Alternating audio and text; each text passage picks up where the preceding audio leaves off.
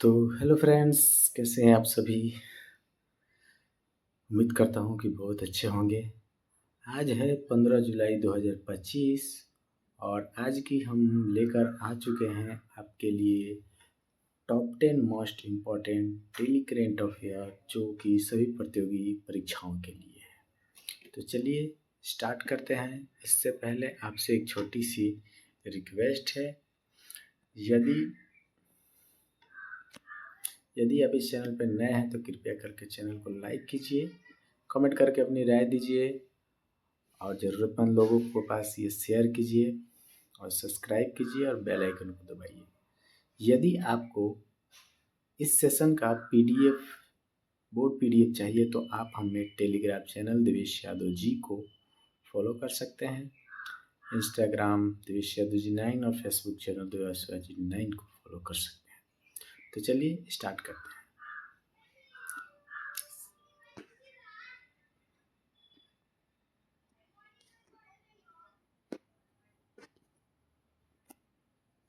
सबसे पहले हेडलाइंस पे नज़र डालते हैं। राष्ट्रपति द्रौपदी मुर्मू ने हरियाणा, गोवा और लद्दाख के नए राज्यपाल एवं उपराज्यपालों की नियुक्ति की। जाने माने फिल्म हस्ती बी सरोजा देवी का 28 वर्ष की उम्र में निधन। SECL बिलासपुर की बसंत विहार डिस्पेंसरी बना पहला पूर्णतः महिला चिकित्सा डिस्पेंसरी। नई दिल्ली में भारत विकास परिषद की 63वीं स्थापना दिवस मनाया गया। NFDC और अनुपम खेर प्रोडक्शन में तन्वी द ग्रेट फिल्म का प्रीमियम जारी किया। THSTI ने अपना वार्षिक उद्योग विकास सम्मेलन सीजन 2025 के दूसरे संस्करण का आयोजन किया। 75वें प्रधानमंत्री दिव्यांग केंद्र PMD के उद्घाटन यूपी में के बदायूं में किया गया। युवा आध्यात्मिक शिखर सम्मेलन का आयोजन वाराणसी में किया जाएगा। संघाई सहयोग संगठन का आयोजन चीन में किया गया। भारतीय फुटबॉल अंडर-20 महिला टीम का उज्बेकिस्तान के साथ दोस्ताना मैच 1-1 से ड्रॉ रहा। तो चलिए आज के लिए अब हम जानते हैं इन सभी प्रश्नों को विस्तार पूर्वक। तो चलिए स्टार्ट करते हैं। पहला है हमारा प्रश्न कि हाल ही में जाने माने फिल्म हस्ती बी सरोज देवी का 88 वर्ष की उम्र में निधन हो गया। वे किस क्षेत्र से थी? तो बी सरोज देवी जो है वह भारतीय फिल्म क्षेत्र से उनका संबंध था। उनका जन्म 7 जनवरी 1938 में हुआ था और मृत्यु 14 जुलाई 2025 में हो गया। उन्होंने कन्नड़, तमिल और हिंदी जैसे लगभग 200 फिल्मों में योगदान दिया। उन्हें 1992 में पद्म भूषण और 1969 में पद्मश्री से अलंकृत किया गया था। तो इस प्रश्न का उत्तर हो जाएगा भारतीय फिल्म से बी सरोजा देवी संबंधित थी। आंसर हो जाएगा भारतीय क्षेत्र। नेक्स्ट हम लोग प्रश्न पे चलते हैं। नेक्स्ट प्रश्न है हमारा कि हाल ही में बिलासपुर में कौन सी डिस्पेंसरी पूर्णतः महिला संचालित डिस्पेंसरी बना है? तो Bilaspur SECL south eastern coalfield limited Bilaspur में बसंतपुर बिहार डिस्पेंसरी जो है वो जो है पूर्णतः महिला संचालित डिस्पेंसरी हो गया है। तो इसका आंसर हो जाएगा बसंत बिहार डिस्पेंसरी बिलासपुर। नेक्स्ट हमारा प्रश्न है कि हाल ही में भारतीय विकास परिषद की कौन सा स्थापना दिवस मनाया गया है? तो आपको बता दें कि हाल ही में भारतीय विकास परिषद की कौन सी स्थापना दिवस मनाया गया है? तो भारतीय विकास परिषद का 63वां स्थापना दिवस मनाया गया है। इसकी स्थापना का उद्घाटन जो है गृह मंत्री श्री अमित शाह जी ने किया। इसका उद्देश्य है कि भारत के सामाजिक का सर्वांगीण विकास, जिसमें सामाजिक, सांस्कृतिक, नैतिक, राष्ट्रीय और आध्यात्मिक क्षेत्र आते हैं। तो भारतीय विकास परिषद जो है अपना 63वां स्थापना दिवस मना रहा है। तो इसका आंसर हो जाएगा 63वां।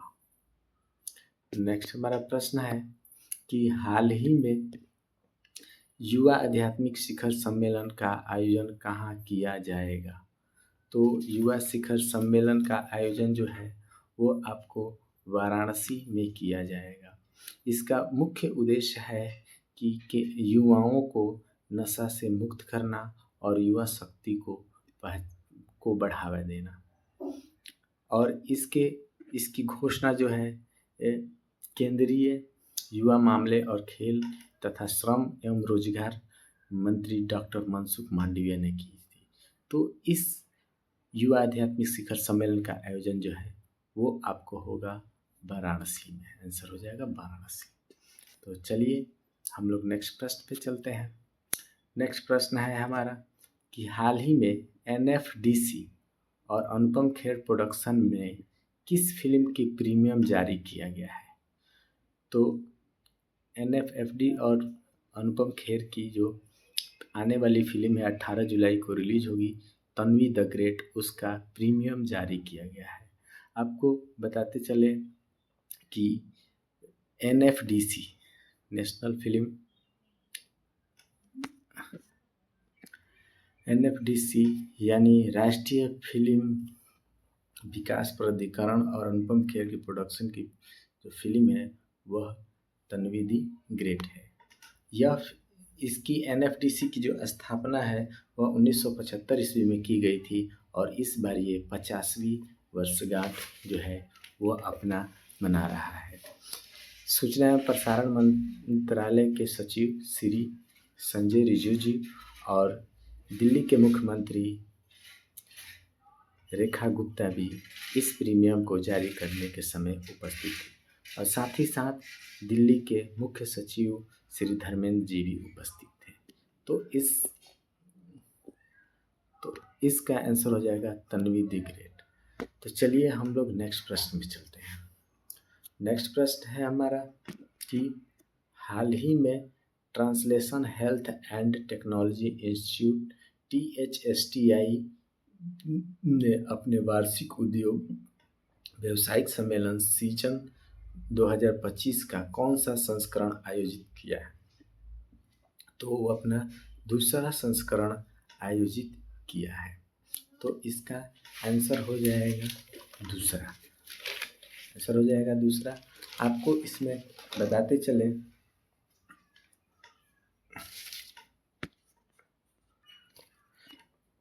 सीजन 2025 का दूसरा संस्करण का मुख्य उद्देश्य है कि स्वास्थ्य नवाचार के क्षेत्र में भारत के नेतृत्व को साझा करना है।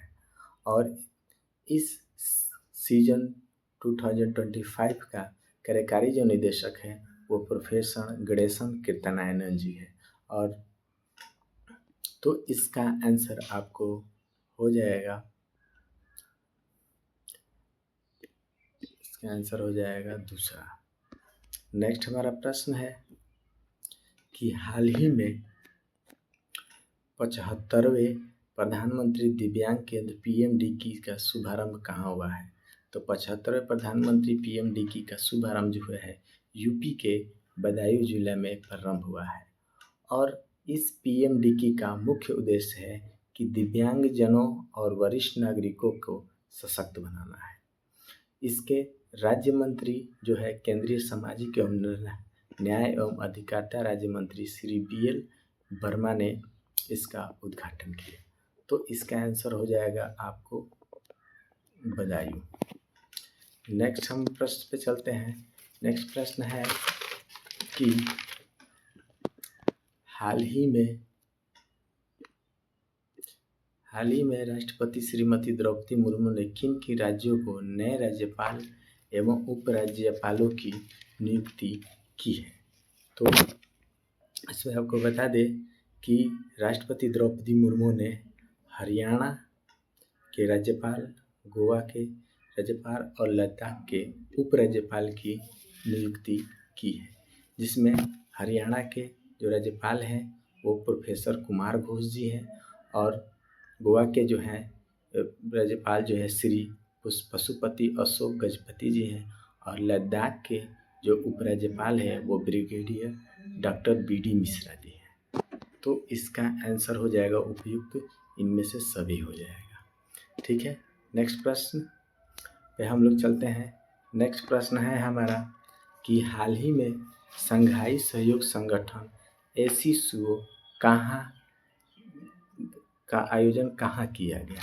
तो शंघाई सहयोग संगठन का ACSO जो है आपको चीन में आयोजित किया गया है। तो इसका आंसर हो जाएगा चीन। इसमें आपको बता दें कि इस शंघाई सहयोग संगठन का अभी वर्तमान में अध्यक्ष चीन है और इसमें हमारे वर्तमान विदेश मंत्री श्री S जयशंकर जी पहुँचे हुए हैं और उन्होंने चीन के विदेश मंत्री वांग शी के साथ बैठक की और सीमा पर जाने वाली नदियों के जल संबंधी डेटा को उपलब्ध कराने पर बल दिया और साथ ही मानसरोवर की यात्रा के लिए उनकी प्रशंसा की। ठीक है, नेक्स्ट प्रश्न पे हम लोग चलते हैं। नेक्स्ट प्रश्न है हमारा कि भारतीय फुटबॉल अंडर-20 महिला टीम का किस देश के साथ दोस्ताना मैच 1-1 के साथ ड्रॉ रहा? तो उज्बेकिस्तान के साथ भारतीय फुटबॉल अंडर-20 महिला टीम के साथ दोस्ताना मैच 1-1 से ड्रॉ रहा।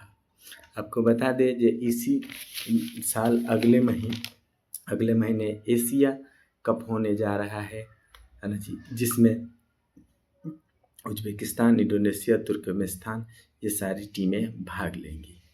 तो दोस्ताना मैच 1-1 से ड्रॉ रहा है, वो है उज्बेकिस्तान के साथ। आंसर हो जाएगा उज्बेकिस्तान।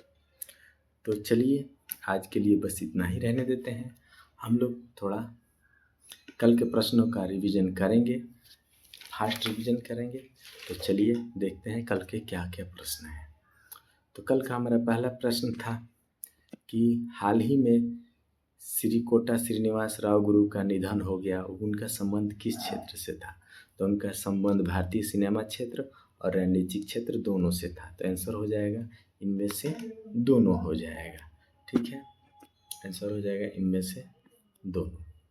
नेक्स्ट हमारा प्रश्न है कि हाल ही में किस शहर में 20,000 वर्ग फुट में कौशल विकास केंद्र की स्थापना करने की घोषणा की गई है? तो औरंगाबाद औद्योगिक क्षेत्र जो है वहाँ पे 20,000 वर्ग फुट कौशल विकास केंद्र की स्थापना की जाएगी। तो इसका आंसर हो जाएगा औरंगाबाद। नेक्स्ट हमारा प्रश्न है कि हाल ही में IMA यानी इंडियन मेडिकल एसोसिएशन कोलकाता के एक डॉक्टर्स डे समारोह को किसने संबोधित किया? तो IMA कोलकाता में डॉक्टर्स डे को विज्ञान एवं प्रौद्योगिकी मंत्री डॉक्टर जितेंद्र सिंह ने संबोधित किया। तो आंसर हो जाएगा डॉक्टर जितेंद्र सिंह। नेक्स्ट हमारा प्रश्न है कि हाल ही में राष्ट्रव्यापी fitness India Sunday on cycling का नेतृत्व गुजरात के गांधीनगर में किसने किया? तो आप जानते हैं कि 31वां राष्ट्रव्यापी fit India Sunday on cycling प्रतियोगिता का आयोजन किया गया गुजरात और दिल्ली में। तो गुजरात में जो है स्वास्थ्य एवं परिवार कल्याण मंत्री डॉक्टर मनसुख मांडविया और दिल्ली में द ग्रेट खली जी ने इसका शुभारंभ किया, नेतृत्व किया। नेक्स्ट हमारा प्रश्न है कि हाल ही में दक्षिण प्रशांत